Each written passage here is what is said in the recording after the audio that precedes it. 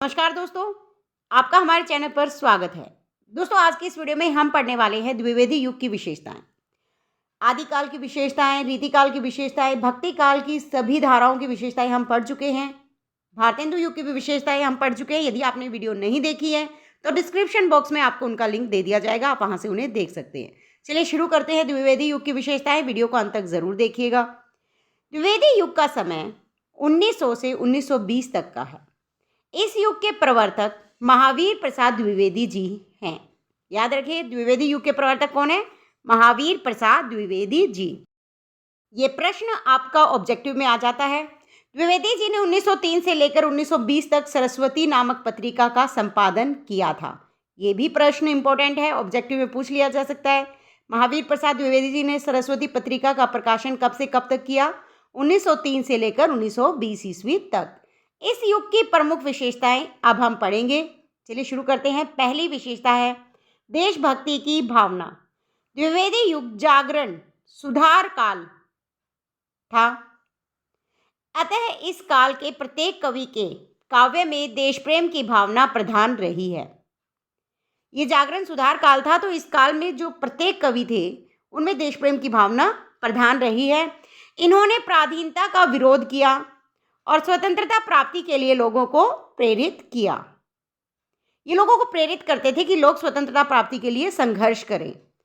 उदाहरण के तौर पर हम लिख सकते हैं, देशभक्त वीरों, मरने से नेक नहीं डरना होगा, प्राणों का बलिदान देश की वेदी पर करना होगा, जिसको न निज गौरव तथा निज देश का अभिमान है, वह नर नहीं नर पशु निरा और मृतक समान है।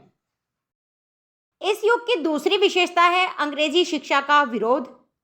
इस युग के कवियों ने अंग्रेजी भाषा और अंग्रेजी शिक्षा का बहिष्कार खूब जोर शोर से किया है।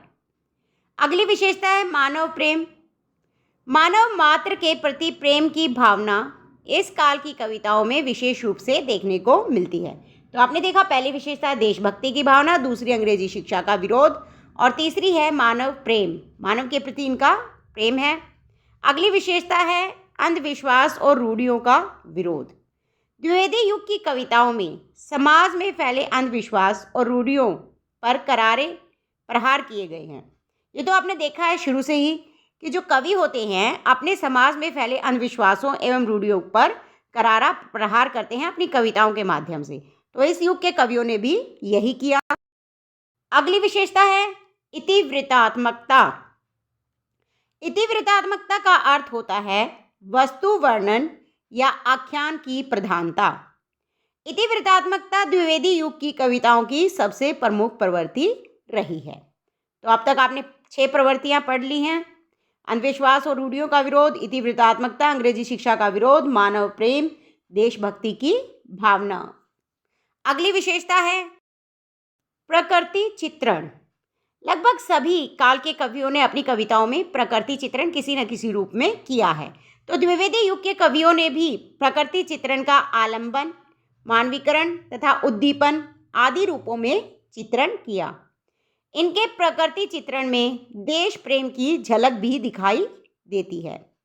चारों चंद्र की चंचल किरणें खेल रही हैं जलथल में, भूलोक का गौरव, प्रकृति का पुण्य, लीला स्थल कहाँ, फैला मनोहर गिरी हिमालय और गंगाजल जहाँ।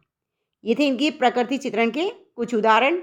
अगली विशेषता जो इस काल की है वो है नारी का उत्थान। द्विवेदी युग के कवियों ने नारी उत्थान के लिए कविताएं लिखी। उन्होंने नारी के महत्व को समझा और उन पर होने वाले अत्याचारों का विरोध किया। द्विवेदी युग में नारियों पर अत्याचार किए जा रहे थे, जिसको उन्होंने समझा, देखा और अपनी कविताओं के माध्यम से उनका विरोध भी किया है। वे लिखते हैं, अबला जीवन हाय तुम्हारी यही कहानी, आंचल में है दूध और आंखों में पानी। अगली विशेषता है अतीत के गौरव का गान। इस काल के कवियों की प्रमुख विशेषता है द्विवेदी युगीन कवियों ने प्राचीन भारतीय संस्कृति तथा इसके गौरव का गान अपनी कविताओं में किया है। तो अब तक आपने देखा प्रकृति चित्रण, नारी का उत्थान, अतीत के गौरव का गान, ये भी इस काल की प्रमुख विशेषताएं हैं। 10वीं विशेषता है हास्य व्यंग्य परक रचनाएं। इस युग में कवियों ने सामाजिक बाह्य आडंबरों, कुरीतियों, धार्मिक अंधविश्वासों पर हास्य व्यंग्यपूर्ण रचनाएं की हैं।